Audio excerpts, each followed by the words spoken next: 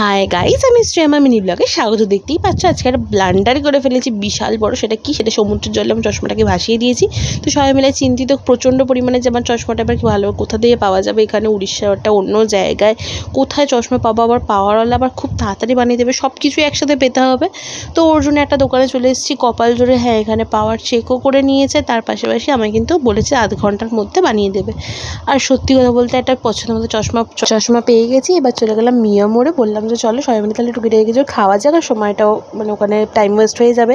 তো এদিকে একটা নতুন পেস্ট্রি আমরা দেখলাম এখানে মিয়া মোড়ে, আমাদের ওইখানে পাওয়া যায় না কলকাতার ওই সাইডে। তো এখানে হেভি টেস্ট ছিল সত্যি কথা বলতে। সবাই অনেক ধরনের এক এক রকম এক এক জিনিস খাচ্ছে। আমি ওইদিকে পেস্ট্রিটা খেয়েছিলাম আর এদিকে চপটা খেয়েছিলাম, অসাধারণ ছিল। তারপর বেরিয়ে জুসটা খেয়ে শেষ করলাম। তারপর দোকানে এসে দেখি আমার চশমাটা একদম রেডি। আমার পরে কেমন লাগছে অবশ্যই জানিও। ব্ল্যাক ফ্রেম অনেক দিন পর ট্রাই করলাম, ভালো লাগলো অবশ্যই জানিও। তারপরে এদিকে বর শাক বাজি দেখছে, একটা শাক কিনবে বলে শাক ভাজিয়ে বেছে। আমার বর কিন্তু হেভি শাক ভাজাতে পারে, মানে আমার থেকেও হেভি পারে জানো তো। তো যাই হোক, তারপরে আমরা এদিকে ছোটোখাটো টুকটাক শপিং করে নিলাম, কারণ কালকে বাড়ি ফিরে যাওয়ার পালা। প্রচণ্ড মনটা খারাপ, কিন্তু বাড়িতে ফিরতেই হবে। তো এইদিকে টুকিটাকি অনেক কিছু কিনলাম। পরের মাসে আবার মায়েদের বার্থডে, তো এখান থেকে আমি মায়েদের জন্য ছোট্ট করে গিফট কিনে নিলাম, কারণ এর পরে আর পাবো কি পাবো না।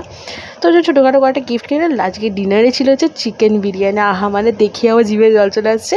যাই হোক, ব্লগটা ভালো লাগলে এক শেয়ার করতে কিন্তু একদমই হলো না। চলো টাটা।